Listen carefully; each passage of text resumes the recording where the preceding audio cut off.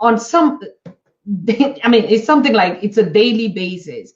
Now, why are these groups target, and what is the challenge for us African people? So we want to thank you all for signing in, for joining us on this conversation.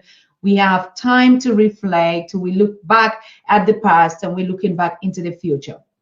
Today, you just saw us dropped a video from Professor Pielo Lumumba on his visit in Malawi. That video is trending and currently going viral on the social media platforms. Now, as we all heard and knew, that Professor Pielo Lumumba already announced that he'll be meeting the Malawian president for some very important discussions. Now, we're all looking forward to see or to hear or to learn what actually was that discussion focused on. But from news dropping, as we already heard, that they talked about more about, healthcare, about agriculture, but we'll be bringing you that news when we all have the full edition.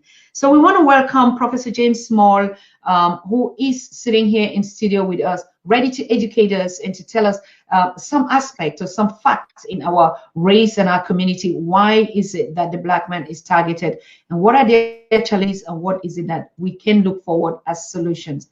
Welcome, Professor James Small. Thank you, Sister Dr. Susan Tata. We shouldn't narrow it. When we narrow it down, it looks like something happening to Black people in the United States of America. This same thing is happening on the continent of Africa.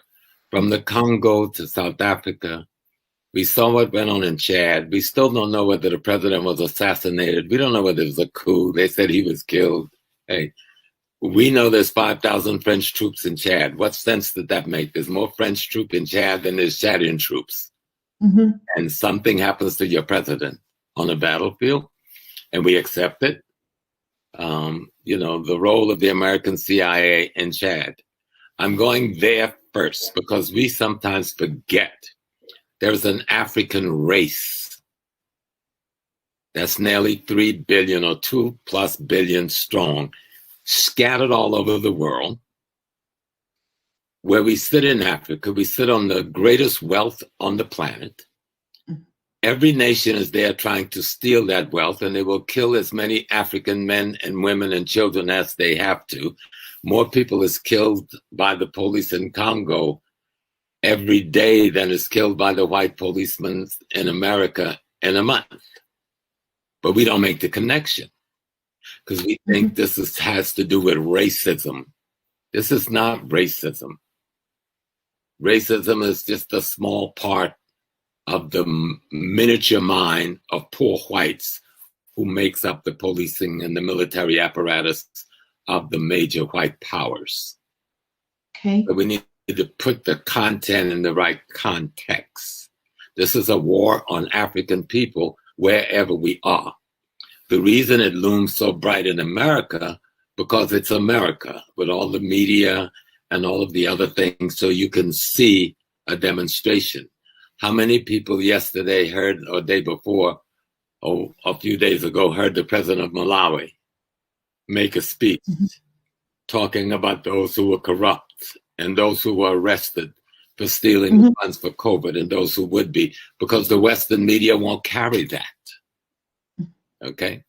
And yet that is pertinent to Africans' growth to hear the president of Malawi. But because it's the United States, the Western media carry anything that happens. In the last year, since 2020, let me tell you what the numbers look like, because we hear George Floyd and we think it starts and stops there. In 2020, 241 Blacks were killed. In 2020, you heard about maybe 5, okay? 241. Of that 241, I think 164 were men and the rest were Black women. In 2021 thus far, we're the 4th month in, 20 of us have already been murdered by the police, okay? 20, not 2, not 3. Day before yesterday, the day that the Chauvin verdict came down in the George Floyd killing, 30 minutes before, a young Black woman was killed. And that was if she had a knife and she was going to injure another person, the police may not have had a choice in that one. This morning, I heard there's another young black man shot to death by the police. The week before the trial ended, another black man killed right there in Minnesota. You see, this goes on every day. The American police killed more people than any other country in the world. An average of 3 persons is killed by our police department every single day.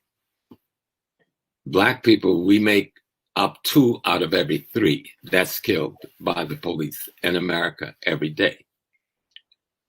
So this is not just racism, this is systemic terrorism by the part of the military law enforcement apparatus in the United States of America. The police forces in America came into being as instruments for tracking down, torturing, killing, and returning Africans who were enslaved. That's where the police department was founded. That was its purpose.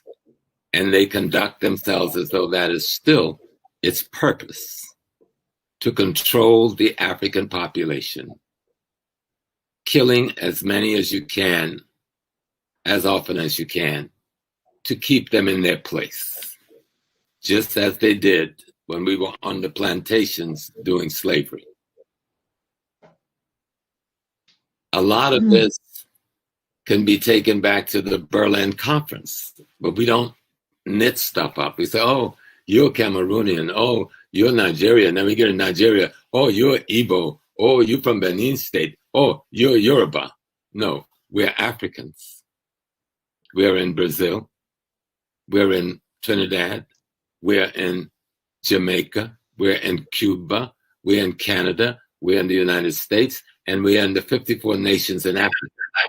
If you can see that together, because white people in Africa don't behave any better than they do here. They'll play you a little bit more, but when I walked in so many situations in Africa where white folks are being Europeans and European Americans are trying to be the kindest, coolest people in the world until the African American walk in and they know, we know them. So we know that's a pretense. We know that's hypocrisy. We know you've come for something, and you think my brother on the continent don't know you like I know you. So when I walk on the scene, your behavior change because I know your behavior. And so what we've got to understand, there is a race war. There is a culture war. There is a spiritual war being waged by the United States and the other Western powers against Africa and her people anywhere we exist. This is not some personal rift between some Black Americans and white Americans. Because if we were the animals they were, we could kill as many of them as they do of us. But we don't do that. We try to use the government apparatus and the justice legal system and try to get some redress. The sad thing, except for the case of George Floyd, out of the 54 African nations, we never hear one of them speak up on our behalf. Absolutely. So we have no sanctuary. We're stuck to fight these people toe to toe because we have no sanctuary. The closest sanctuary we have, and I must give them credit, is the nation of Ghana, who has offered citizenship to our people. And they even have a legislation going before their parliament to offer citizenship to the formerly enslaved children in all of the diaspora. But they're the only one. You've got 60 to 70 million people who have been under terrorist attack for 400 years. And now one of our governments said, wait a minute, America. Those are our people. As though if you come here 100 years ago, your race changed, but if you came 6 months ago, you're still African. These are the questions that need to be raised. Then we'll understand why the killing. You see, why the killing? The competition to the patriarchal white male society, especially in places like America, Britain, and Paris, and so forth, is the African man. He's already marginalized his women. And even though he's given them some play, he keeps them in, is his major competition. He already knows, because we are in all aspects of his corporate structure, his scientific structure, the medical structure, the military structure. He knows that when given the opportunity, we soar. So how do you check your competition? The way you check your competition is to take away its opportunities. How do you take away its opportunities? You deny them access to education. When you deny people access to education, what happens? They're unable to provide the food, clothing, shelter for themselves and their family in the normal way. Then what do they do? What do they resort to? They resort to crimes. And what do? Put them in prison. And the cycle just repeats. It is really strange, though, when you look and see over the last, just take 2 years, 90% of the Black men and women killed by police in America was unarmed, and none of them was involved in any criminal act. They were stopped for things like speeding ticket. As you know, that's not a felony of any sort. They were stopped on the streets for some reason. But they don't shoot the criminals. They have a relationship with them. They know them by their first names in the community. The people they're killing are not the people that is from the criminal element in our community. They're killing our everyday working class people. And that puts a terror in the heart of the community. Because the young man who's being funeralized today, Dwight, Mr. Wright, he was just scared. He was a 20-year-old kid. When that policeman tried to put the handcuff and he saw the other one with the gun, he jumped back in his car. He had nothing in his hand. He didn't hit them. He didn't threaten them. He jumped back in his car because he was frightened. Because all the things he sees on television, when they put that handcuff on you, the chances of you making it alive is 50-50, if not worse. So that boy, that child, panicked, jumped back in his car, and she shot him. He didn't hit the police. He didn't try to fight the police. He didn't call them bad names or anything. So there is a culture, an anti-African culture in America. We call that racism, but let's call it what it is. See, if we were talking about the Jews, they would say anti-Semitism. They wouldn't say racism. They would say you're being anti-Jewish. But we call it racism, and then you can kind of dilute that. This is an anti-African cultural response we're seeing from the police towards African people. And when you label it right, finding the answer becomes a lot easier. You say it's racism. What in the world is that, really? People play game with them. Systemic racism. What is systemic racism? From the time we entered this country of North America, there have been an anti-African terrorism played out against our population, men, women, and children, from the time we were put on those slave ships, and is not abated to this day. The police simply represents the most public instrument. But if the politicians thought the police was wrong, why haven't they changed the laws and the rules? They have the power on any given day. Right now, there's the George Floyd police reform bill before Congress. The House of Representatives have already passed it. But the Republican-controlled Senate is refusing to pass it. And since Floyd's death, the federal government of the United States have not passed one piece of legislation to reform the police departments. Now, some local police units have reformed themselves or in the process of doing reform, a few of them, but not the main government. So what does that tell me? That the government then condones the anti-African behavior of its paramilitary instrument we call the police. You know, in this same cycle, 250 women have been killed by the police since 2015 in this country. 250 women.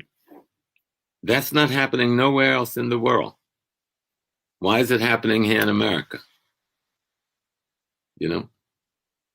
But most of those women were Black women. And we have to understand what it is to put terror into the Black population. Most people would like to think the way we are portrayed in the media as criminals, break dancers, and people who just sing. People of the world, we are more than 60 to 70 million. We aren't all out there rapping and breakdancing and playing basketball. Only a few thousand of us are doing that. The other 60 plus million of us are working class people or middle class people who have high school education, and about 1/3 or more of that have college education. We're working in all the corporate structures of America. We're lawyers, we're doctors, we're business people. Why don't they portray that African American as the daily image on the screen? Because if you portray that person, you can't justify murdering the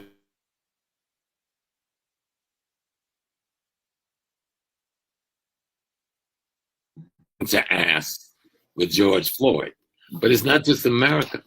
This type of anti-African terror behavior exists in Britain, Paris, Germany, Italy, Spain, China, and we need to stop pretending that it don't. Holland, and we need to stop pretending that it don't. It exists in the Arab Muslim world. So to all my African Muslim brother and sisters, yes, you just had Ramadan Mubarak, and I hope you had a wonderful time. But I remember going into Jeddah in 1974 to find out that in 73 and 74, they were killing African Muslims in the streets. So Nigeria in 1975 had to send the Nigerian National Guard there and send the Nigerian Boy Scouts to police the area where the African Muslims were staying. So we need to stop and take the blinders off of our eyes, that there's an anti-African culture that pervades the governmental behavior, especially at the police level structure in all non-African countries, because all of them are engaged in stealing the wealth of Africa, and all of them are engaged in using the brains of Africans in the diaspora, but don't want them to come together to enjoy the wealth of Africa for themselves, or to use those brains to build African institution and industry for themselves. And that does produce at the most local level and at the level of the white individual, hatred and this attitude we call racism. And if you ask one of them to justify, say, well, why do you hate the Africans? Why do you have this racist view? You enslaved the Africans, but you are angry with them. They should be angry with you. You are the enslaver. You colonized me, but you're angry with me. I should be angry with you. It makes no logical sense except to justify the behavior of misusing the talents and the wealth and the resources of Africa to build Europe and European institutions across the world to sustain it and maintain it. That habit of behavior have become a culture, an anti-African culture. And it is that anti-African culture that we are calling racism. But racism is just one level of manifestation of the anti-African culture that pervades all Western and Asian and Middle Eastern capitals, all of them. And Africans need to stop pretending. We only have one another. We only have the 54 nations in Africa, the diaspora in Europe, the Caribbean, Latin, and English and French-speaking Africans, and Brazil, and Colombia, and the other Spanish and Portuguese-speaking African nations. That's who we have. We don't have any other friends culturally, or intellectually, or politically, or militaristically, anywhere else in the world.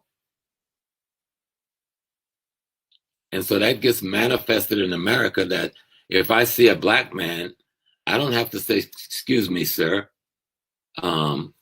your light on your car is broken or your license plate is missing. Do you have your driver's license? I walk up to the car and say that to a white man or a white woman. But when I walk up as a policeman to the car of a black man, I said, get out, get on the ground, hands in the air. And if you move too slow, you're a dead person. And we see it over and over, week after week, month after month, year after year, and we're still referring to it as racism. It's deeper than that. It is an anti-African culture that has festered and been bred into so-called Western civilization for hundreds of years. And it has been bred into that civilization so that they can rationalize and justify the robbery of Africa and her resources, and the robbery of the talents and the intellect of the African persons, especially in the diaspora, without anyone saying anything. I think it was some man, where is he? I'd like to see, oh, I don't know what I did with it. But it was some British soldier or diplomat in 1863. Yeah, and I'm going to read this. He said, I've traveled across the length. He's talking about Africa, right? I've traveled across the length of the breadth of Africa, and I've not seen one person who's a beggar, who's a thief. Such wealth I have seen in this country, such high moral values, people of such caliber, that I do not think we would ever conquer this country unless we break the very backbone of this nation, which is her spiritual and cultural heritage. And therefore, I propose that we replace her old and ancient education system, her culture. For if the African thinks that all that is foreign and English is good and greater than their own, they will lose their self-esteem, their native culture, and they will become what we want them, a truly dominated people. Lord Macaulay's address to the British Parliament, 2nd February 1835. Well, they've carried out that policy. They've enforced that policy. The Brits have, the French have, the Italians have, the Spanish have, to this day. And that's what you see manifesting in the shootings of blacks in America. If you try to see it separate from the rest of Africa, you won't understand what's going on. I think Dr. Francis Welsing says if you fail to understand the true nature of racism and white supremacy, everything else you think you know will only serve to confuse you. And you cannot understand white supremacy and racism unless you understand its relationship to Africa itself and African peoples worldwide. And we're afraid to make the connections because we're afraid of our enemy. They've instilled this fear in us. You know, if I criticize someone from Nigeria, they won't, even our own people don't say, oh, he's criticizing his own people himself. They would say that Black American is criticizing the Nigerian. The Nigerian is the same African I am. I look like any man from Calabar or anywhere down there. My people come from Nigeria, Sierra Leone, from Ghana. So, you know, I have some native people, but those native people that lived on the east coast of America, they came from Africa before Columbus. I know my people, I know my history, I know my blood, I know my genes. And I didn't show up on the scene last week, people. I've been trying to talk to you, my people, for nearly 60 years without taking a day off from work. Nearly 60 years. Okay. So I'm trying to say something significant. The killings in America that we see has little to do with the Black America and more to do with the Black African in a larger scheme of things. The Africans in America, just the ones that are descendant of the formerly enslaved, is producing an disposable capital of over $1.7 trillion a year. What if we can tie just that into some African industries on the country? We have 100+ Black colleges, separate from all the thousands of white colleges that we attend. But all of the high-tech things they've bought with what they've stolen from the resources of Africa. What if we could use those people we trained to send home to help sort of integrate with our own engineers and scientists and doctors that's already on the ground every year? What if we could do what Israel does in building a nation by utilizing its diaspora and the technology and the wealth that diaspora brings with it? Well, no one wants to see that. So you keep people living in fear and terror and disruption and psychosocial and cultural dislocation from one another. And you can rule over them. We just lost President of Chad. And I was reading up on the history of Chad, the most recent, because I've always been up on Chad. I have a special relationship with Chad. And when the oil was discovered in Chad, and they discovered it a long time ago, but when they decided to explore it and build a pipeline to Cameroon, the World Bank stepped in and said, okay, we'll put up the money to have you do this, but all the revenue that you get from your oil must be placed in Citibank in London. Wait a minute. Why can't the revenue from the oil of Chad be placed in a bank in Chad? And then the International Monetary Fund and the World Bank decide that you're going to we will tell you what the money will be used for. And then we're only going to give you 12% of your oil revenues. That's what's going on in America. You can't separate what is going on with us in America from what is going on in Chad. We saw Magufuli in Tanzania and what he had to do. And we saw us lose him. And we saw in Zimbabwe with our great president and what he had to do. And they even convinced us to put sanction on the one man that was showing us how to come out from under European economic, political, and cultural dominance. Well, in America, the killing of Black man is about maintaining dominance over an African population that makes it about the 5th largest African nation in the world and one of the wealthiest in the world and one of the most technically trained in the world. But if you keep it disrupted, living in terror, living in fear, disunited through these murders and corrupt education system that do not train you to do anything except go in the penitentiary or the prison, then you can control them despite all of that wealth and education that they have. And that's what they've been doing. We spend more time fighting over one or two people getting killed in the streets almost every week than we fight over building an institution that will keep them from being killed in the street every week. So what do? And what we have to do is realize that the killings of Black men in America and the killing of Black women in America is tied to Western dominance of Africa, period. If you make the separation, you've lost the game. If you understand the relationship You're on your way to victory because you know what the problem is, and you now can move towards solving that problem. Terrorism, for the sake of population control, is nothing new. And once you put a young man in prison at 18 or 15 or 14, unless he's got a good, strong family or community, his life is destroyed forever. Do that with 500,000 people a year, and in 10 years, how many millions of the African male youth you've destroyed?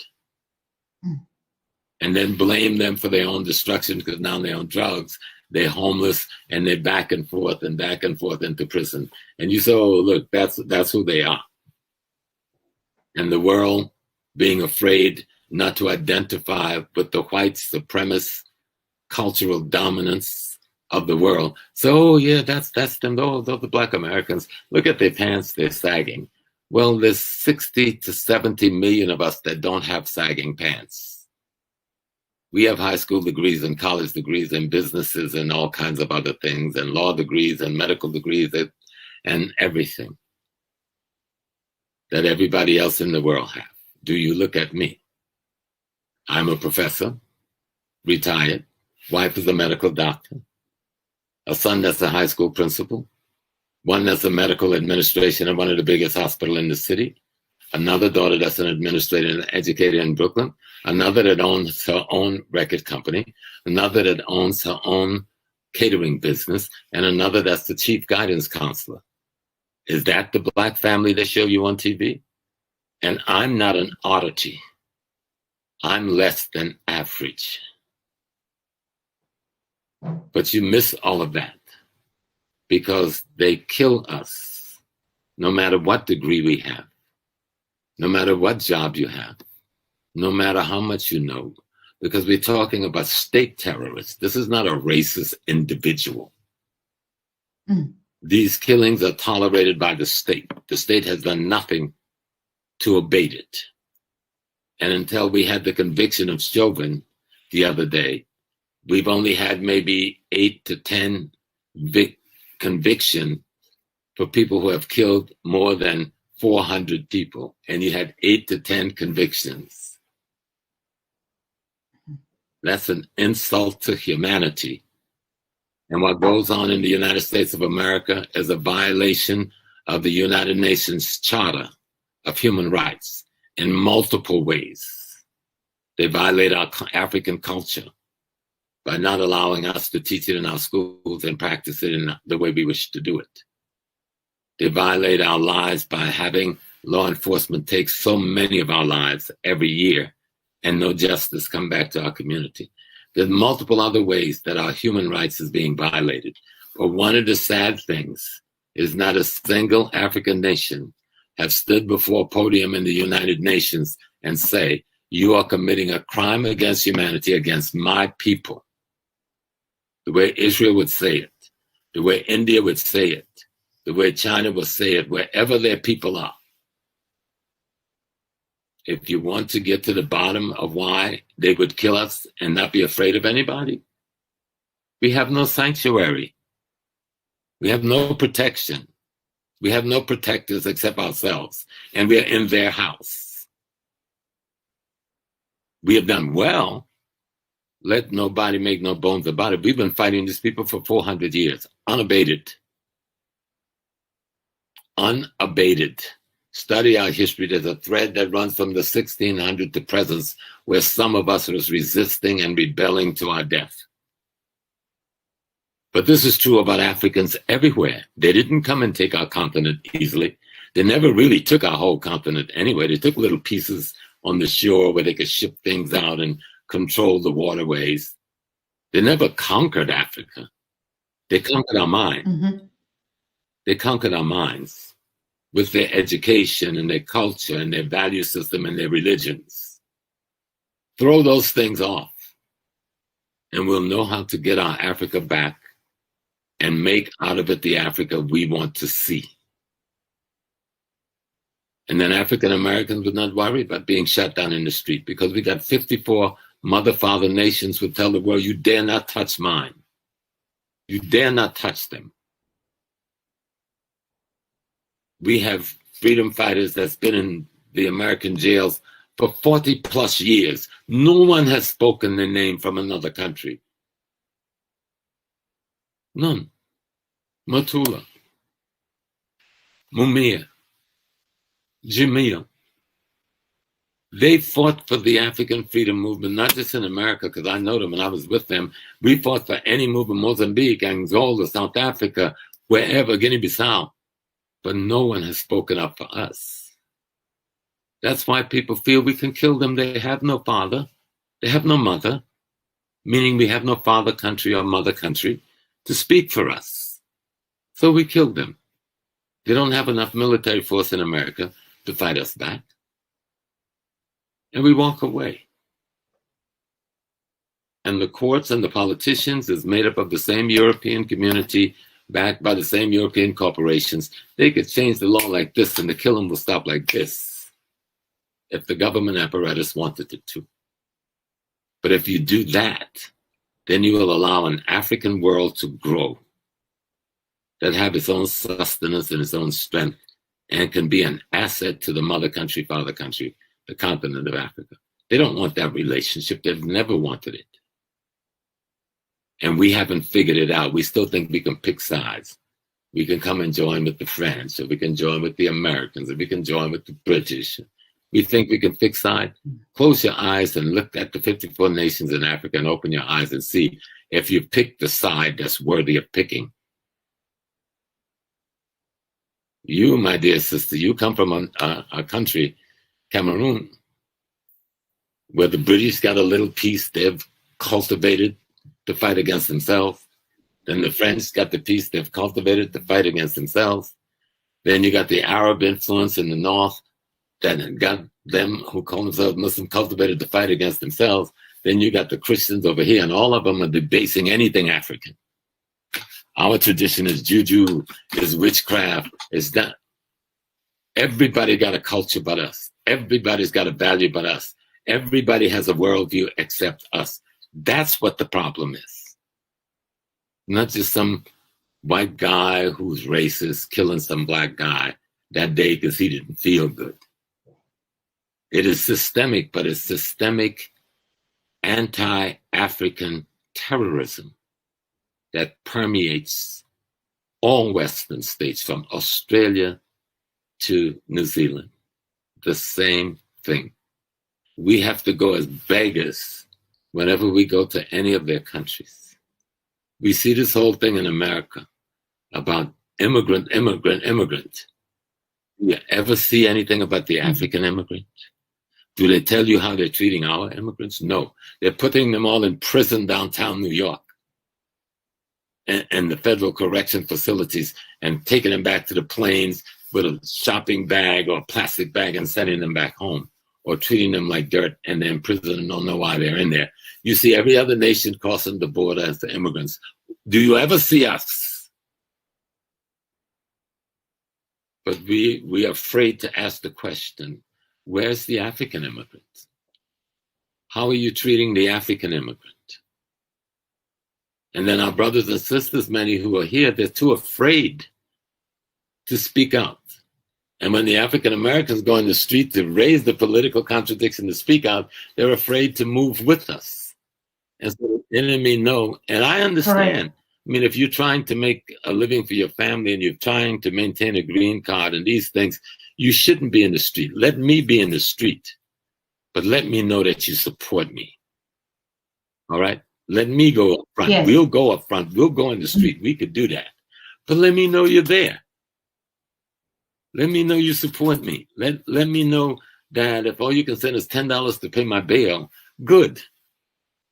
But don't make me the villain and make the enemy of our race your comrade and your ally. Mm.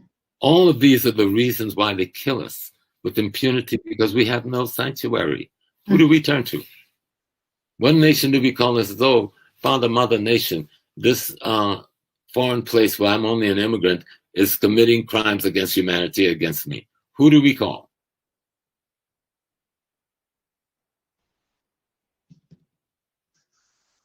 So large, 60 plus million. And that's with them not counting the Spanish-speaking blacks, which would almost double our numbers. They only count the English-speaking blacks. Okay?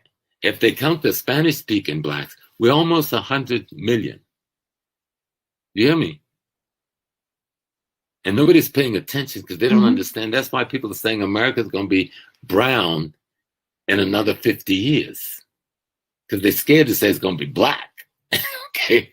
So how do you keep these people who are about to become the majority within a half a century of North America from having power even when they become a majority? They showed us how they did it in South Africa with apartheid. This is nothing but apartheid with a better looking face. Okay? It's just apartheid dressed better.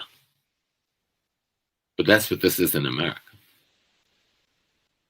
You know, you're a prisoner in a cage, but your cage is bigger. So you're running around and thinking, oh, I'm free. I got space. No, there's a fence there on all four sides. You're still in a cage. You're not free. And when I want to come in the cage and shoot you down because you raised too much fuss, then I will do it. And I will justify it because I have a badge and I have the authority to do it. And so what we have to do is the things that we've talked about on this show so many times, return to ourselves. You know, loving each other is a difficult thing. You know, I say, look, May, it sounds so pretty, it sounds so good, but it is not easy to love your own race people with all of the varieties that we have naturally. And now we have all the varieties of antagonism that we've copied from them. But yet we must learn how to do that. Correct. You know, if you look at the successful people, look at the Chinese. Wherever they go, they're Chinese. You look at the Indian, wherever they go, they're Indian. You look at the Jews, wherever they go, they're Jewish. They have a love of people culture, no matter what their ethnicity may be or may have changed to be, because they live in another environment under other cultural conditions. So in North America, if you really want to understand police brutality, police murder of members of the African community, the African American community, let me make something clear to people. African American is an ethnic designation. Africa is our racial designation. Don't confuse the two. One may say, I'm Yoruba, but I'm also Nigerian, and I'm also African. And no one has any contradiction with that. I'm an African American, but I'm African. America is my geopolitical space. Africa is my race. And so we combined it. Our race and our geopolitical space. Race first. The rulers of the world understand what we're saying. You know, I didn't give up Africa. I still want my stool and my grandmother, great-grandmother's stool. I still want my great-great-grandfather's skin, wherever it may be. Maybe in Cameroon, you're holding my skin up in the north. And Ghana, you're holding my stool in the south. I'm coming home to get my land back. I'm entitled to that under our ancestors' law, and I'm entitled to that under the protocols of the United Nations as regard any refugee people. We don't have to do that. We just have to love each other, know each other via our culture and our own history and spiritual system, and we could stop the killing in America. If Africa stood up and said we had enough, it would stop. Trust me. If the African Union would take a serious position, said, we're going to tie your murdering my people to your contracts concerning my raw material. You keep murdering them, we will cut off the flow. What do you think they'll do? They'll treat us like kings. They'll ride us around in palanquin and wave fans over us. Because this is not about killing a few blacks in America. This is about an anti-African culture that pervades Western civilization. You in Germany, you know what I'm talking about. Walk out in the street. I know you feel it. You know, no matter how differently it's done there, I know who they are. And the Africans in Germany suffers from the same kind of racist abuse that we do in America. It's just not as overtly animated as in America, you know. But we know it's there. I've been to the UK. I see how they treat my people. You know, I see how they treat them in Holland. I've been to Italy. I see how we treat it. You know, so let's tell ourselves the truth. This is an anti-African thing we see manifested in America with the killing of Black men, particularly because we challenge the patriarchal, white, male-dominated system. And he dare not allow an African to challenge him while he's trying to tell us we're inferior to him. He's got Oxford and he's got Harvard and whatever other foolish little confused institution he's got that he calls colleges and universities. But certainly with the long relationship they've had with us in Africa, and you have not done any better than this towards Africa, you got nothing you could say to me. There's nothing you can say to me. Now, I've talked enough, Sister Susan. Let me tell you something, my beloved teacher and doctor. They will always fight you because you've come to purvey truth to your people. They're not going to let you do it and say, oh, Susan is just so wonderful. She's got the technology together. No. They know who you are. You're an African. You're an African woman. So we just have to keep fighting. They take us down, we put ourselves back up. They take us down, we find another way. They say, you can't do this. We said, okay, we shift and we do it another way. But don't let them sadden your heart or your eyes. Your spirit is African. You're the mother of the world. That's not a cliche. That's a scientific truth. That's a universal fact. You are the mother of the world. That's why they want to kill your son. Because I inherit you, your powers. This thing of killing us is not some little petty thing. The one pulling the trigger may be petty, but the one who's encouraging it and allowing it and giving sanctuary to it, they know what they're doing. You understand me? So I didn't want to take it all over the place like that. But we've got to understand, if we don't tie it together like it really is, we won't be able to ever stop it. You know, we won't be able to ever stop it. And then they'll begin to make you think it's your fault. You only got killed because you did something wrong. You know, so I shot your woman in the back 5 times because she just looked like she might turn around with something in her hands. Oh, she's got her baby in her hands. Then it's too late. That's how foolish it all has been. But we've lived in it. We've had our families in it. We've raised our children in it. We've educated them in it. And we've returned to Africa from it. They'll never stop us. All the terrorism in the world, and that's what this killing amounts to. State terrorism against a particular racial group, the African race. They're not shooting Jewish people down or Indian people down. They said the Arab world have been trying to blow them up for decades. They're not shooting any Arabs down. Why us? We've been here as their comrade. We fight in all of their wars. We've helped them build their nation. Why us? The people who have blown up their buildings and fought wars against them, the Germans and others, they treat them like friends and comrades. But all the fighting with Russia, they're treated like friends and comrades. But we, who have fought in their military, served in their military, built their nation, take care of raising their children, they murder us in the streets like dogs because they're not murdering the Black American. They're murdering Africa in the streets like dogs. And if you see that, you see what the root of this is all about. But they can't stop us. They could kill this one, that one. In our culture, those spirits go back to the source from which they came, and they'll come back again with a knowledge of what you did to them. So you let them have their fantasy, but we must bring a stop to it because we've got 54 nations we need to build into one. Mm-hmm. And we've got another how many, 10, 15 in the Caribbean, you need to build into one. CARICOM have to be more than just a word. And we got Brazil and Colombia. You know, there's more black people in Colombia than there is in America. But how many people know that or think of them? They're suffering, they're being abused in the same way we are in America. One beautiful sister who was one of the human rights advocates 2 years ago, who was just trying to advocate for jobs for her people in education. They found her side the road with her head cut off her body. She was blacker than you. But did anybody talk about her death? No. Just another African we killed in Colombia, just like we killed them in Brazil, and we killed them in America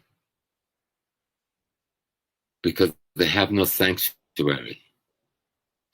They have nobody to speak for them. They have nobody to say, that's my child. And in the world of nation states, in the world of a United Nations body and all the other international bodies where these people could be spoken for, no one speaks for us. So the enemy feels they can do what they do. But we can go in the streets and burn their business down. They say, oh, you're burning on your community. We don't own the business there. We can cause them millions and billions of dollars by burning their places to the ground in retaliation for my blood you spill in the streets. And then you try to convince the world, oh, they're burning up their community. Those buildings are more important than that life you put 6 bullets in or 10 bullets in or 5 bullets in. But because you think the building is more important, you will suffer for that life. But it gets better because in this country, blacks are now in a large number and many of the city governments and state governments. And we're getting in larger numbers in the federal government. And so if you look on television every day, you'll see these black elected officials finally standing up. For years, they were cowards, most of them, and would not stand up for their own people. But you're seeing them finally standing up, thank God. And so George Floyd may have been an angel that came from the ancestors and God to die on that street that day to get the reaction that we've gotten.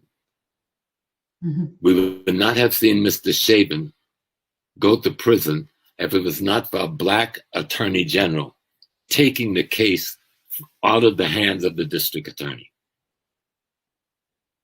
Okay. He would have been walking like all the others have walked. But because we had a black man, an African-American man, an African man that was determined that this would not happen this time, and he came to the court with a team of lawyers, I have never seen that good a case put up by anybody. And it shouldn't have to have been that. But thank God we had a black man with the guts and the courage to bring other black and white men together to make a political and a legal statement that the world could not refute. So while we fight on those fronts, we need to fight on the international front too. Don't separate these fights. They're the same fight. You know, don't say, oh, small, you're brown, you're not black. Well, black ain't nothing but shades of brown. And brown ain't nothing but shades of black. Our ancestors came up in the midst of South Central Africa and gave birth to all of us. Either we accept that fundamental scientific, anthropology, anthropological, archaeological truth, political truth, economic truth, or we will continue to be slaves to a handful of backwards little children whose most fundamental ethical principle is greed and terror. It is as simple as that. It's nothing complicated. You're talking about people who are greedy. They want to steal something from somebody and they're willing to kill to do it. And that's what's behind the killing of black men. It ain't just some guy hates you. I grew up with white people. There's some whites who I love dearly and who loved me dearly. There's some white policemen who have saved my life. They didn't have to do it. So I know it's not about the one man. And they knew when they did it, they were going against a system that was going to punish them. for helping another citizen not die that day in LAX. When I'm on my knees with guns and the police is coming my way, I'm not alone. There are others with me. Mm-hmm. But there were white men who stepped in and stopped that. I would have been dead long before you were born. And we would have never met. I remember another time on the street with my babies, we protesting for a hospital in the community. I'm harassing with a white cop trying to get his gun out of his holster. I'm holding the gun, a baby strapped to my back, 2 children pulling my arms, and he's trying to hit me with a nightstick. But another young white cop came and put his stick around his neck, grabbed his gun, and said, "Let that man and his children go," and he let me go. So I can't say this is about white people in that kind of a sense, because that's not what this is about. This is about anti-African culture that is perpetuated by the corporate structures that run the states of the so-called Western civilization or the Western world, in order to, as a minority, maintain power and authority over a majority people whose wealth they want to steal. That's right at the crux of killing the Black Americans in the street, to put terror in your heart. Because they know we're not scared of them. They know we will fight them like we've always done, even if they kill us when we do. But they want you to be afraid. They want you to be too afraid to associate with me. They want you to be too afraid to raise my case, because you might die like me. Well, this group of Africans have told the world, we're not afraid to die. And we will keep dying as we try to push our victory forward, if that's what it takes. Malcolm X told us the price of freedom is death. Dessalines in the Haitian Revolution said it is freedom or death. You know? So it's simple as that. Yes, our people, they kill another young man this morning. We don't quite know why. All of the killings aren't the police fault. There are a few of them where you can clearly see they didn't have any choice. I can live with that. But don't tell me you shoot an unarmed 20-year-old kid because he panicked. All right? And you got 4 big trained military people on the scene, and one little frail 20-year-old boy, you're going to shoot him to death? You know? So even with the girl on the street the other day, she had a knife. That's a hard one to call, because she might have killed the other woman. And she got shot. So you can't, that's hard to call. The cop's job is to save a life. He don't know why they're fighting, but he sees a knife up in the air coming down towards the other woman. He had already told them to get on the ground. They didn't. He may have not been left with much choice. I doubt if a phaser, whatever that thing, at that distance would have stopped that knife before the lady in pink would have gotten killed or injured severely. And that's sad. But some of this is on us too. We got to take some responsibility for conflict resolution within our own groups. Correct. You know? Yes. Unless we're willing to do that, you can't file a complaint. You see? And that's across the board.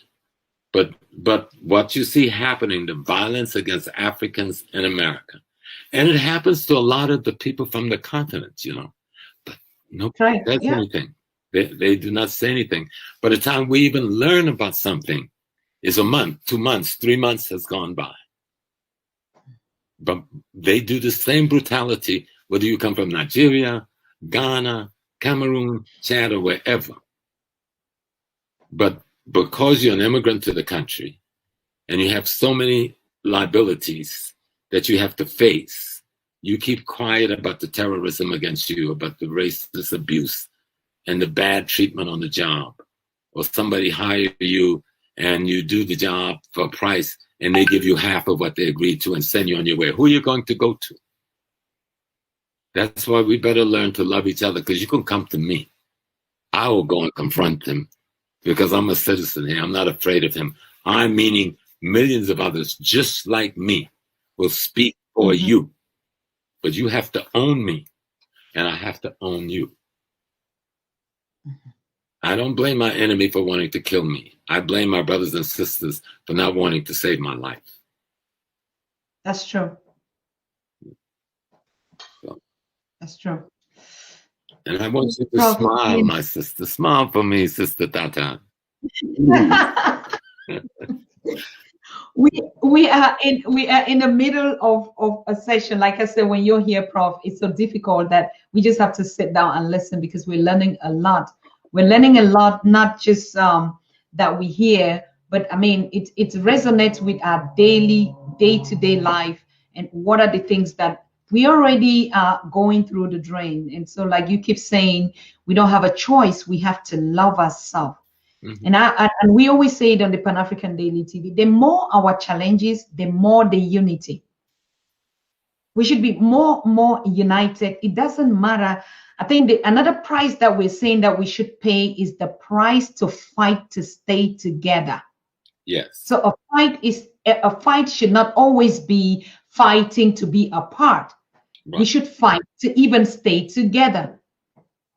So like we do everything. I mean, we swallow our pride. We just give up some other luxuries that are separating us. If it is a luxury, and we throw all these things and just come back and say, you know what, we must tolerate. It doesn't matter. Like you say, I don't think the Chinese actually religious because, or the Indians or other race, but probably it's a cultural philosophy as if it is a must. Maybe we start taking an oath. It is the culture philosophy, and we have a culture. We have to respect it. We have to bring it back. It didn't go anywhere. It's in every village in Africa.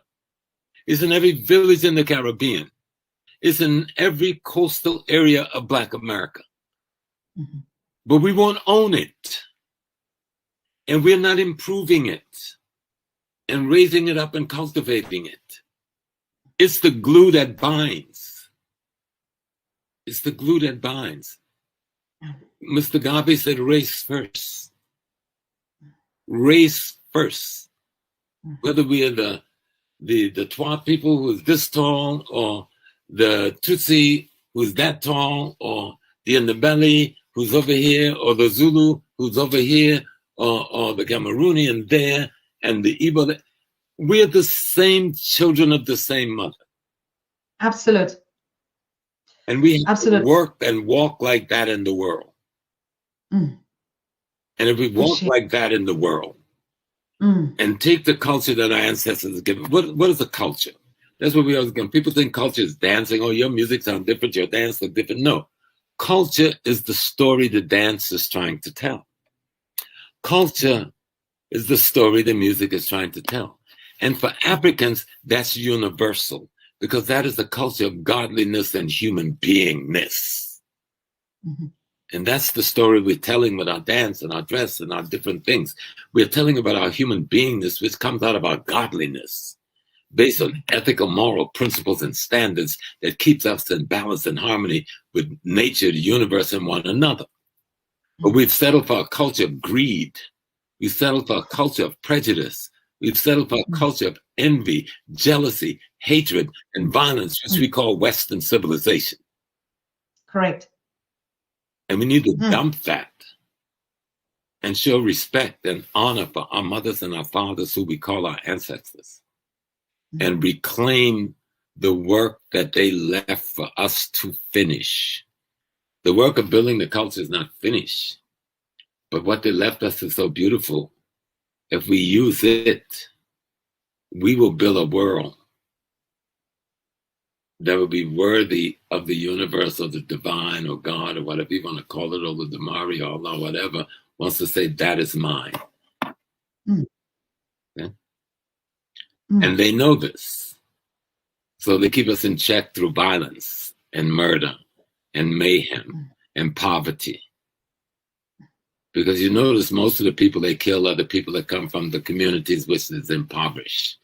And those communities are impoverished because the educational system don't prepare them for the work world they need to go into to make the capital, to provide the food, clothing, shelter, and security for themselves and their family.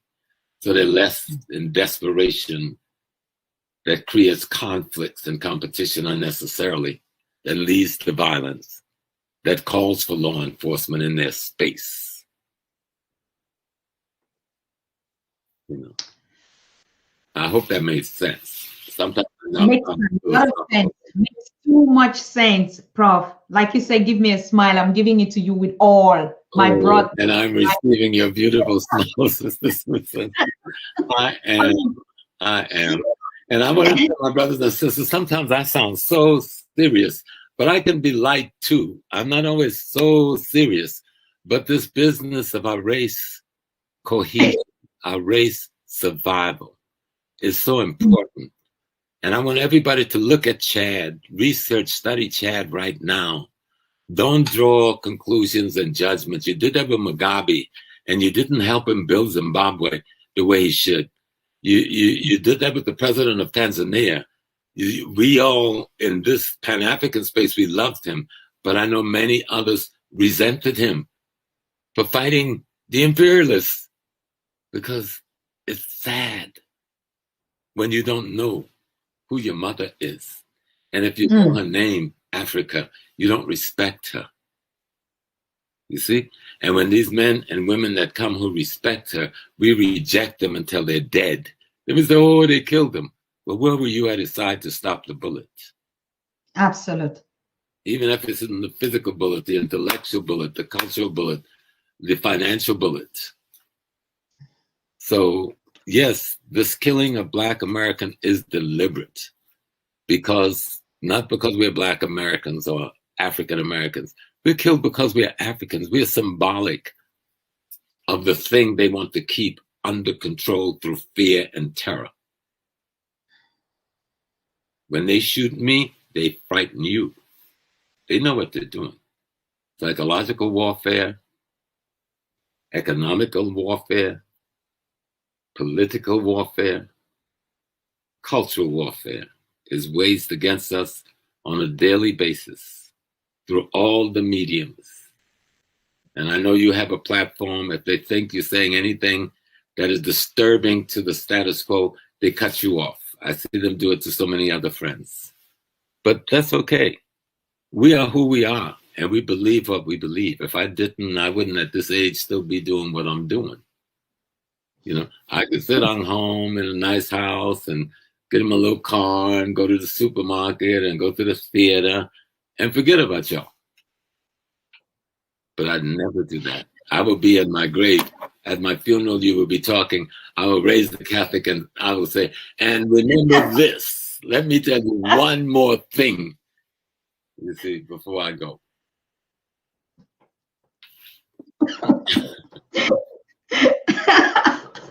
Prof, I mean, I want us, you just be saying a lot of things here. And please, I want to thank of this massive crowd that is watching us. Please, if you just give us just a subscribe, if you're new here, or you just give us just a like, you must have helped this conversation to take it to another level without you even having an idea. And now we have close to 184 or 200 watching on our YouTube. Please just click all of you like, and we get 184 like. Yes, now, please. if you're new here, we're starting this campaign, and this campaign, Professor James Moore, remember, you're the one that instigated me. We have to set some goals and achieve them. And so we have this 1 million subscribers campaign that we're launching right now. And we're calling on every African that is watching and listening to us. Yeah, just get any African around you, particularly our young people, women, girls, everyone, to just click and subscribe, because we're about to start. Now, what is the culture, as Professor James Small is trying to tell us? Prof, first of all, I forgot to tell you, I like your smartness. You know that Yankee cap? Oh. You need to see how you the Black Yankee. Yeah. Sound serious like a professor and this, but you know what? You're the coolest kind of, you know, a brave heart king, soldier, warrior. I mean, you can marry all of us, as a matter of fact. Oh, it's so hard handling one woman. 50 years.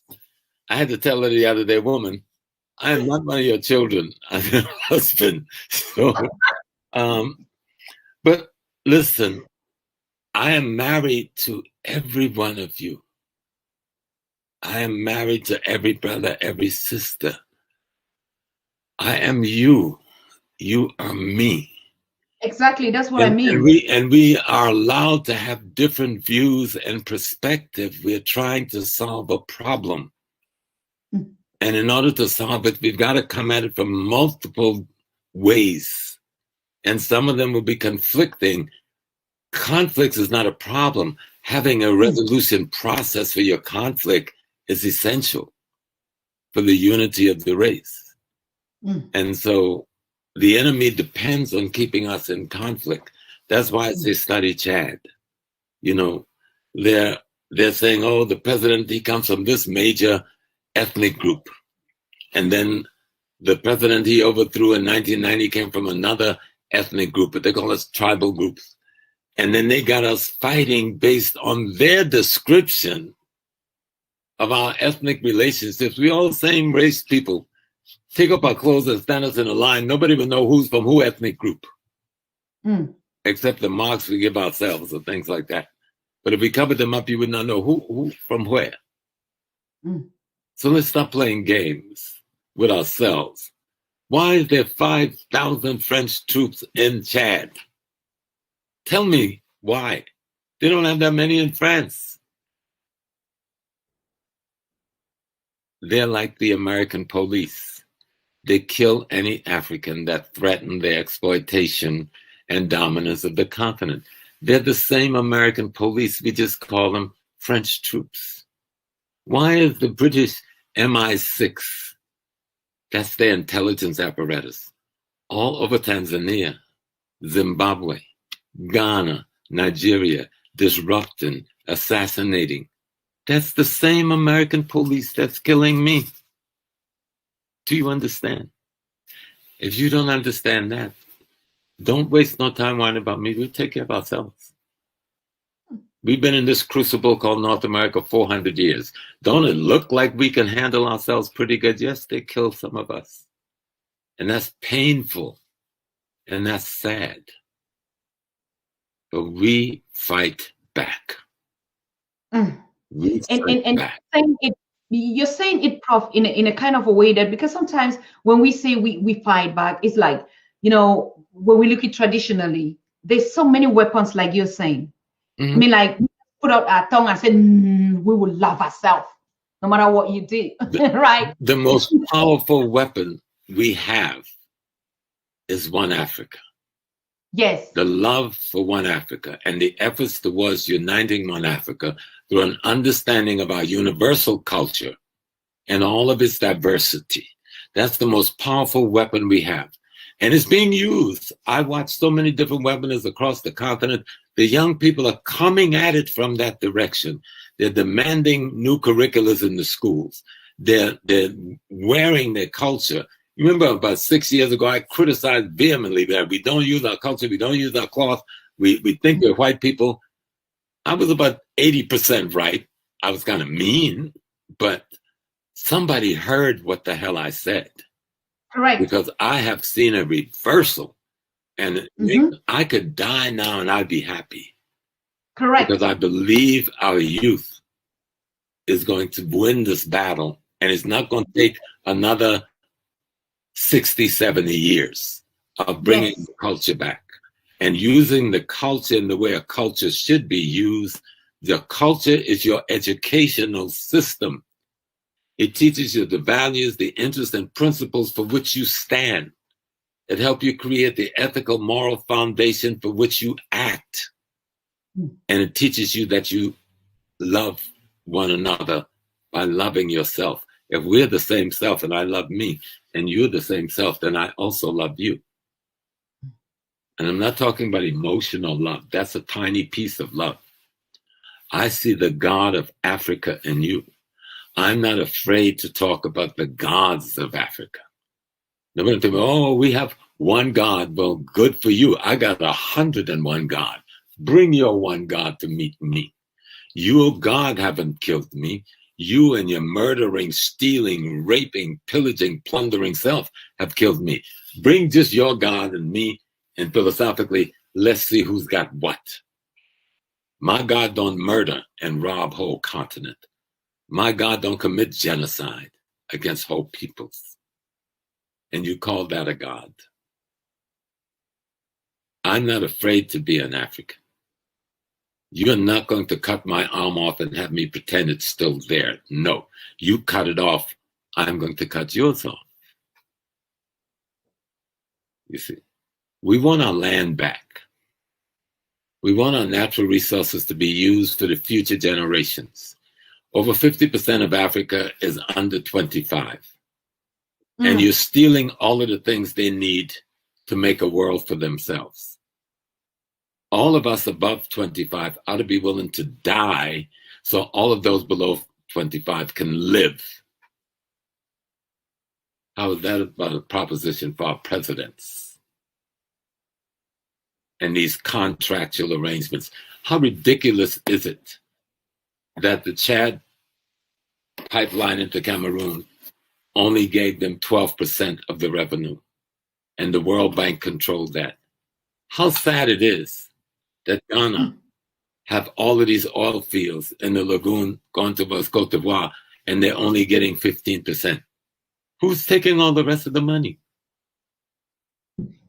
How sad is it some European bank and country come and tell us how to value our money? We got all the gold, but our money isn't worth anything.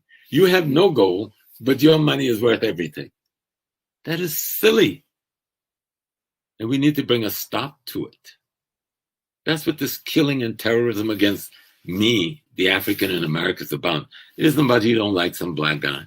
Because that same white cop, he probably was in some bar with some black woman the night before. You know? No, I'm being honest. I live here. I know what goes on here. The hypocrisy of it all. So it isn't the individual, though yet the individual's got to take responsibility.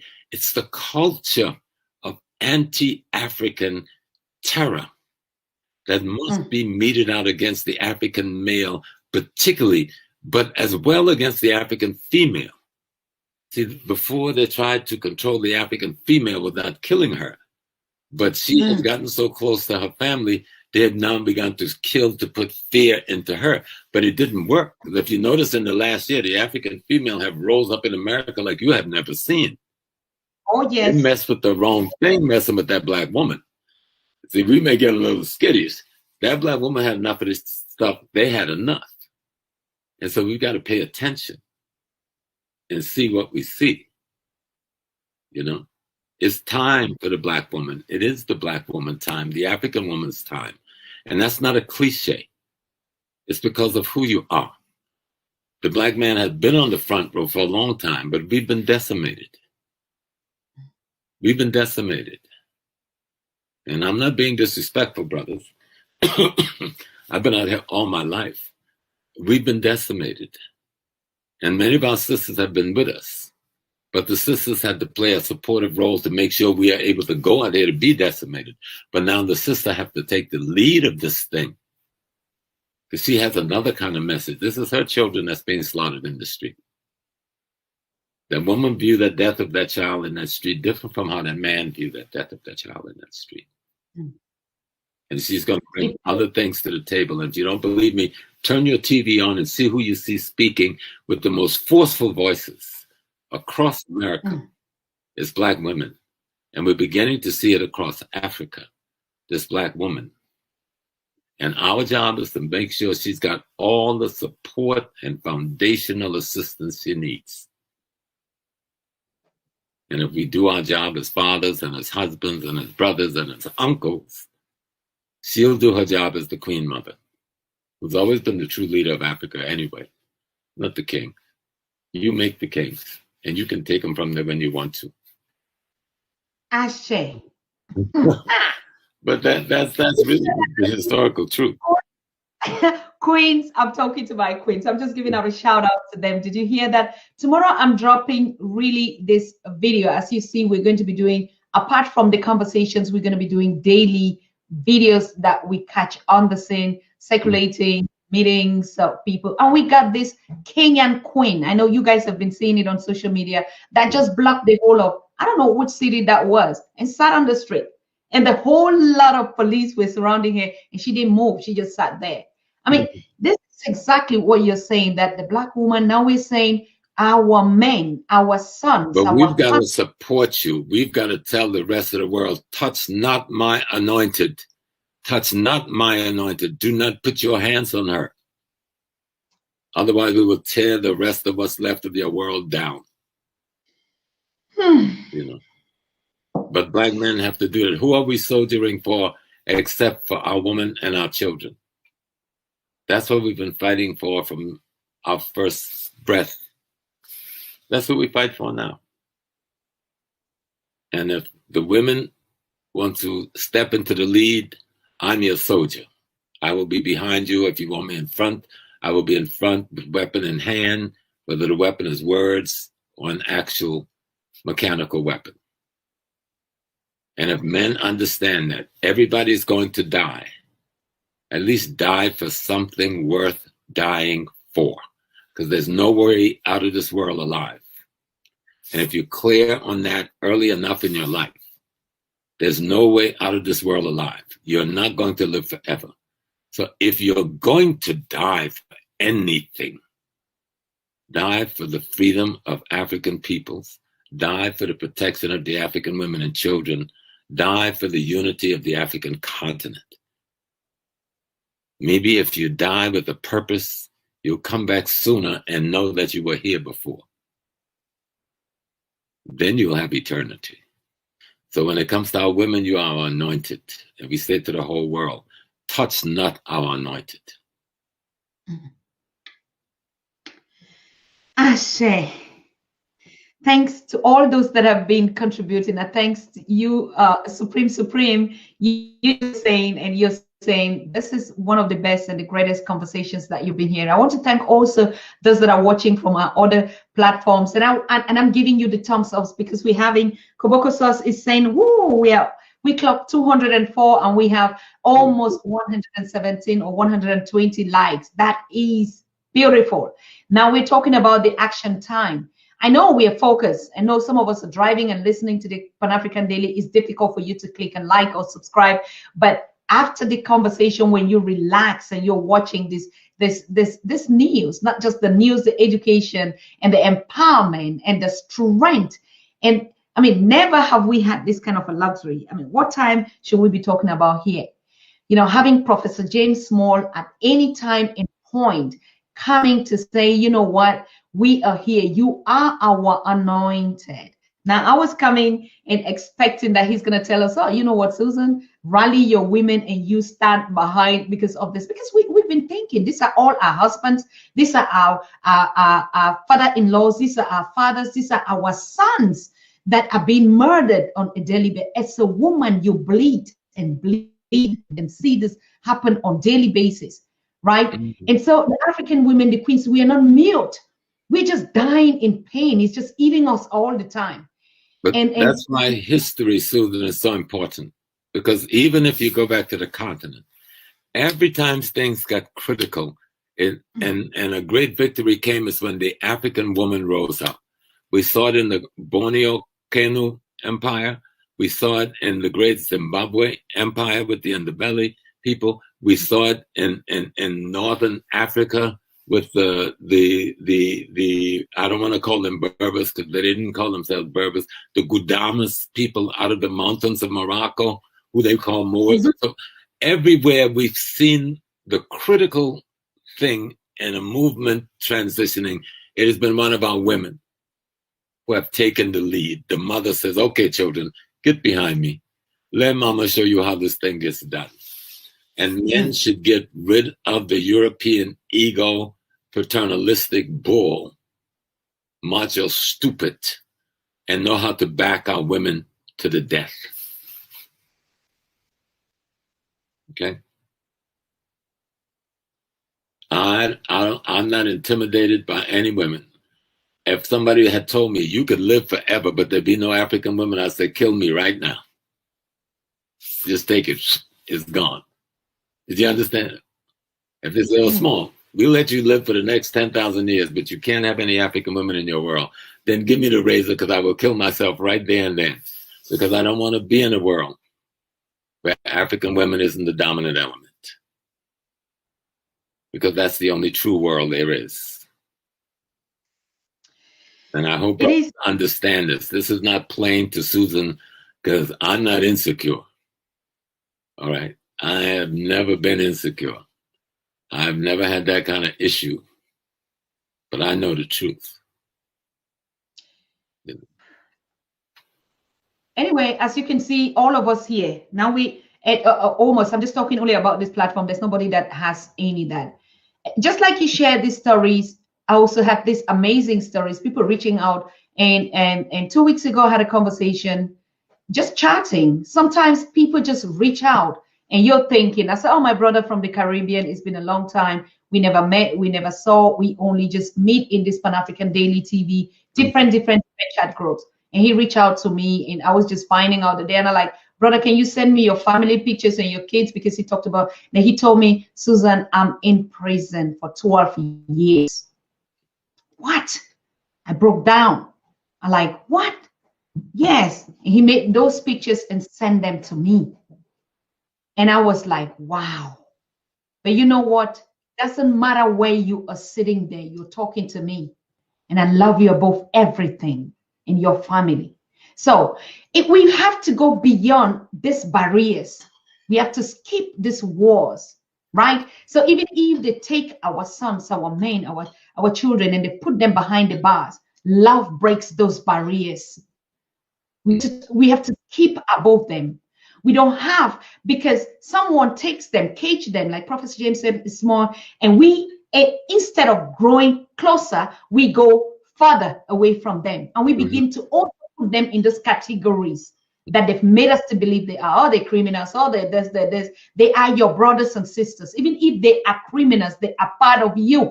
If my father is a madman, I'm a daughter of a madman. If my husband is a drunkard, I'm a wife of a drunkard. We have to learn just this one principle of love, this love beyond borders. We reach out to those that are really down there, because sometimes they just not know who to talk to.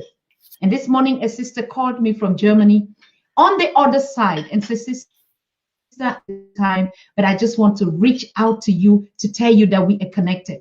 That is the spirit and the good stories that we're going to be putting out here. There is no barrier between us African people on the continent, in the Colombia, in the diaspora, whether in the prisons or out of the prisons. We are one. We're going to tear down all these barriers with one thing: love for us. Professor James Moore. Yes, ma'am. Let me tell you this, the best example of that you just spoke about is Malcolm X.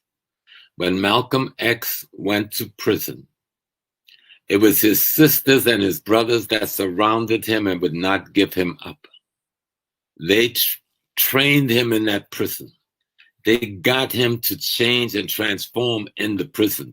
When he came out and joined the Nation of Islam, he was already Malcolm X, because his family would not give him up. They would not put distance between them.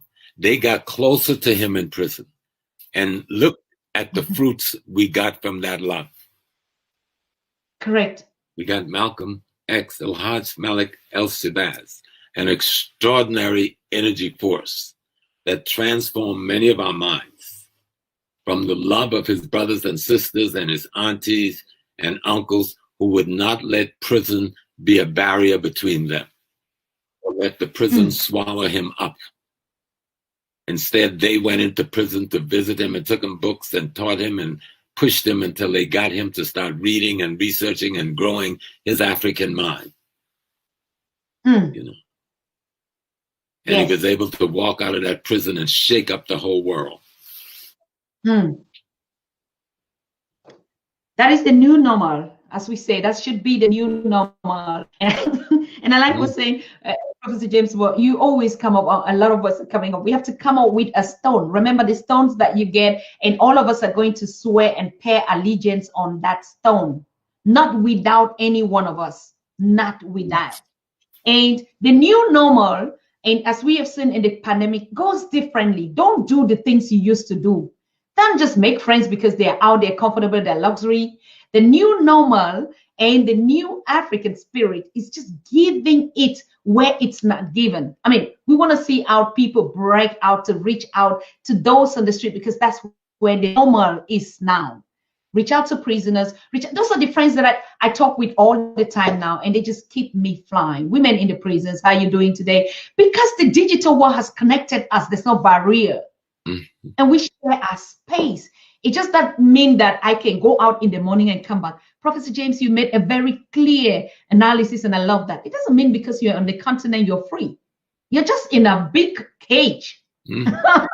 Right? It's either you choose to say, now I want to kill myself, the road through the oceans and on an inflated balloon, and you drain down. But you're still in that balloon, in that prison called the space that you think I can drive from one place to the other. No. So no matter what space we find ourselves, there is one rule of law that nobody can break and take away. And they can't even kill us with that. That love among us should be the strongest and the deepest than any. But do it the new normal way. Yeah. Don't love just friends that you see. Don't love them because they're working with in a class of status quo. All this thing is illusion that have been planted into our head. Right. Give love to really where you know it comes back to the new normal. Well, that's the spirit. When we saw George Floyd being murdered, but we only saw him being murdered because a 15-year-old African girl said, "This is all I can do to help him, is let the world see what they're doing to him." Yeah. And because she had the courage to film that and send it out over the internet, all of the things that has happened since happened. That's an extraordinary. She's, I think, 18 now, or 17, yes. 18 now. But had she not had the courage to say to herself, "This is what I could do. I could let the world see what they're doing, and let nothing stop me from doing this." And they bullied her, and they were even stopping her from, but she wouldn't stop. She stood there. That was a spirit of Africa. And when you hear her talk, you see it's not ego. She's just a little girl who in her heart knew that's wrong. And I can't beat them. I can't stop them, but I can show it to the world so that they will have to take some responsibility. And she did it. That's love. Yes. And they've threatened her life and threatened to kill and all kinds of things since this thing. But thank God a lot of our Black people have come out to give her the security she needs and the support she needs. But it's about African love. Even if Susan cussed me out and says, "I don't like your hats, your glasses, oh, you crazy Black American man causing trouble," I will still love her anyway. I have no choice in loving her. Sure. I have no choice in loving the other African men and women, nearly 2+ billion. I have no choice. And if we act out our love without choice, we can get our freedom back. We can get our freedom back. It's freedom or death. I don't want to live unless I'm free or fighting to be free. That's simple. Thank you. Thank you so very much, Prof. I mean, with you, we're going to crack. We can stay here and that. I just want to open up the line and take some questions and some feedbacks. I know you've been enjoying. Yes. There's been a moment of this melancholy. It's all there. Like from the beginning, I mean, Prof, you were hard and like, this is it. It's not about any racism. And we deliberately set out this topic so that we can think differently, right? And this provocative, is it a cause of this? But now we know it. Like the other races, why just only us? And why this particular target? I hope you all have learned and we know. And like we say, we're looking at the challenges, we've all heard them, but then the solution is what we are saying. It's just love, African love for your brother, for your sister. It doesn't matter whether you disagree, whether we disagree and fight and separate, we have to stay as close as and good wishes for one another at any time, any moment. Doesn't matter. We can never be enemies among us. Can't train our children that it can never, above everything, no hate. Yes. Yes. So I'm opening up these lines. If you have a question or a comment, and I can see a lot of you just enjoying it. But Professor, I want to relax and hear what you think. I've been seeing some comments in the chat as well. But of course, you can call in and on +491-578-211-2379 on WhatsApp. And I'm going to take some few calls before we conclude. And like I said again, join our campaign 1-2-1. Campaign 2-1. I'm doing it the German way. Campaign 21 #1 million subscribers. Excuse me. I was tired. Yeah. So yes, the line is open. Kofi, you're here and you're moderating the chat. It is so beautiful to see all the comments. Wow, and the hearts and the love and contributions. Wow. Each time Professor James Small is here, it's always a gift. I already saw people saying, who is coming, Professor James? I'm waiting already. I'm waiting already. Prof, we can just not be so grateful. We love you, love you, love you. All the love that you're giving to us and your family. I can't just say it. If I put only my own in my household and then I multiply all the other household, you are covered and showered by this love. I'm picking up the first call. Hello? Hello? Yes. Hello? Yeah. Hello. Welcome to the show. Yes, thank you, Dr. Susan. Thank you, sir. I'm Manuel from Tanzania. Oh, welcome, Emmanuel. How is Tanzania doing? Yes, I was watching the show. The one thing just I want to say that thank you, Professor James Small, for the show. Thank you, sir. Thank you, my brother. Thank you for teaching us. As a young brothers, we get a lot of information from you. Well, beautiful. I'm very proud of that. Thank you. Thank you. Thank you. And thank you so much. I will be in Tanzania by the winter. So maybe through Sister Susan, we'll have a way to be in touch. Okay. All right. I think he's gone. He was just here to share his thanks. Hello? We're getting this here. But I will put you in touch with him because he already requested that, Prof. Okay. Hello? Hello? Hello, good evening. Good evening, sister. Yeah, my name is Maggie. I'm a Kenyan, but currently I'm in Australia. Okay. Yeah, sorry. Yeah, I just came late, so I like watching the show, but I came a little bit later, but I want to contribute something. So yesterday, I want to say something from yesterday because when you had someone, I think he was from Chad, so he talked about something about 14 countries that has been headed by France. So I was asking, I was requesting my brothers and sisters in Africa, it is just my suggestion that it could be good if all Africans, some youths can go to France embassies and demonstrate, so that like we want Africa to be free. Okay. Yeah, it's my suggestion. I think maybe if it will be good, someone can say it's okay. Yeah, it's not okay. Let's do this.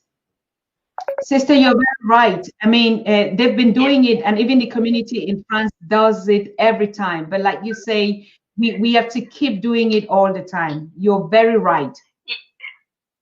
Yeah, we can't just wait and see every time our minerals being taken out of the continent. So we have to show them something that we are against what they are doing in the 14 countries in Africa. So they can't keep them down every day, every year. Africa is dragging behind instead of going forward. We have everything. So, like, yeah, it was my suggestion. Thank you very much, sister. Yes. Thank you. Thank We have you. noted. Thank you. Yes. Be pleasant. You too. Thank you, my sister. And it is so key that we understand. We can tell them everything you've stolen from us, you keep it. But you will not steal one more piece of gold or cobalt or oil or manganese or coltan, because we've got everything we need to build anything Africa wants. We've got the brain power in our people. We have the capability of building the training institutes and facilities we need to build what we want. And we have the raw materials in our ground. But the young people have to stand up and tell the governments, we want a renegotiation of those contracts. Magufuli show you how it's done in Tanzania. Either you renegotiate the contracts or we cut you off. We close the mines while we negotiate. We cut off the oil while we negotiate. If you want to negotiate in good faith, everything can run. But if you don't want to sit to negotiate, renegotiate these colonial contracts where you had a gun to my head when I signed it, or we had some collaborator or traitor that you trained in your universities and put to run my government through assassinations and other treachery, then we will cut you off. And your trucks will go to your ships from the mines empty. Somebody have to tell the youth, Africa belongs to you, not to the person who gives you a pittance in your hand to work in a mine in Congo night and day, and you didn't get enough to make a loaf of bread. That gold that you just hand to him, that coltan you just hand to him, belongs to you. Put it in a pile and tell him, come bring my appropriate price, and then you can get it. Otherwise, I got enough food in the rainforest to feed myself. I don't need you. I don't need Coca-Cola. I got enough rivers to drink from. You know, which is much better for you than the Coca-Cola. I hope Coke is not one of your sponsors. Oh, sponsors. Wow. No. No. Even though cola nut is going to be our next drink. And so when we're going to get cola nut, right? And that's what we suspect. The real cola drink. We go to Ghana and we cut the palm tree and we put the plugs in and we get some kill me quick. And you will be fine.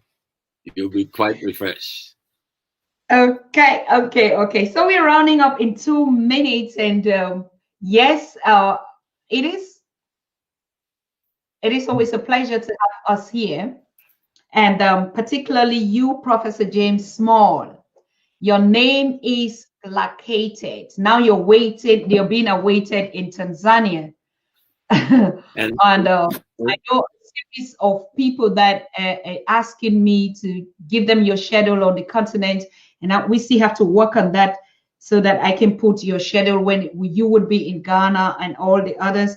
Others are also giving me their schedule. So you'll be knowing when your leaders and your mentors would be around where you are this summer, depending on the lockdown and the openings. Right. Some will be in Europe, as I already know, Professor Pielo Lumumba, maybe, depending on that period and that season. I'll send you those schedules that we're finished with the outlines, so I'll send them before the weekend, and you can see what you're doing.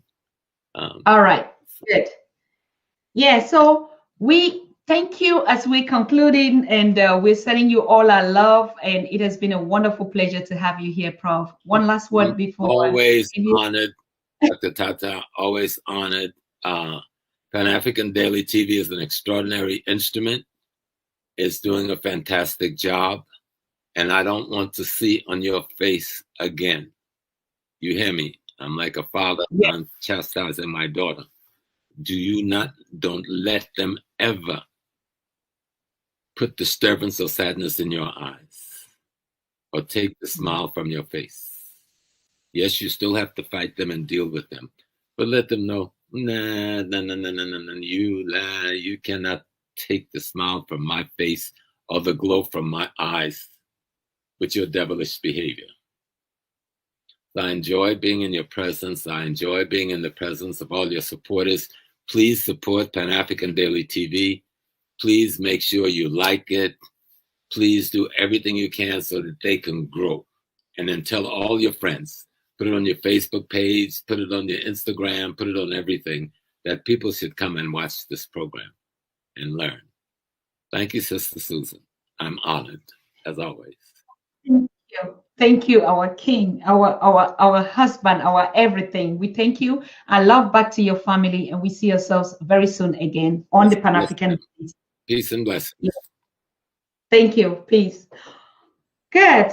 Yoo-hoo. I mean, we're clocking. Family, we are really clocking so high. The same words of Professor James Small to me, no matter what your situation is in your own corner as an African, be it in the prisons, out of the prisons, even in your comfortable zones, in your jobs, on your way to your office, don't let anybody take the love of your own self, because loving me means you love yourself. You can never love me without loving yourself. So what I give exactly as I receive from our elders and our ancestors is just for you to love yourself. Once you love yourself, I feel it automatically, right? If you love yourself, you would never harm me. You would never harm your next. If you love yourself, you would support me. I would support you. If you love yourself, we're going to protect each other. So the love starts with loving you, right? So I'm giving back that same spirit back to you and your loved ones and your community on the continent, wherever you are in the diaspora. You belong to me. I belong to you. We belong to Mother Africa. Now, who is coming up here tomorrow? It's also going to be a very exclusive guest, Rutendo. Rutendo is going to lecture to us exactly like we had Professor James Small today, and he wants us to understand that until the United Nations sanctions on Zimbabwe is lifted, nothing else would matter, because that's where the seed and the diamonds are. Now, what has changed? What was before and what is now? So Rutendo is well prepared. I know a lot of you have been reaching out. Why is he not coming? What is he okay? And yes, he is very okay, and he's going to be with us tomorrow live on the Pan-African Daily TV. Same time. So thank you, thank you more and more. I can never stop thanking you for loving us, for sharing, for commenting, for subscribing, and particularly, for all your feedbacks. Are we doing better? Are we going higher? What is it that we can do even much better? But the one thing that I know that we should strive to do is to stay closer as possible. We should fight to love ourselves. Because that's our strength. So thank you. Good night from the Pan-African Daily TV. We see us again, and keep enjoying the videos that will be dropping out on the latest on Professor Peter Lumumba in Malawi. Videos are dropping out tonight, conversations on what topics they actually touch out there, and more will be coming. So stay safe and healthy. Bye-bye.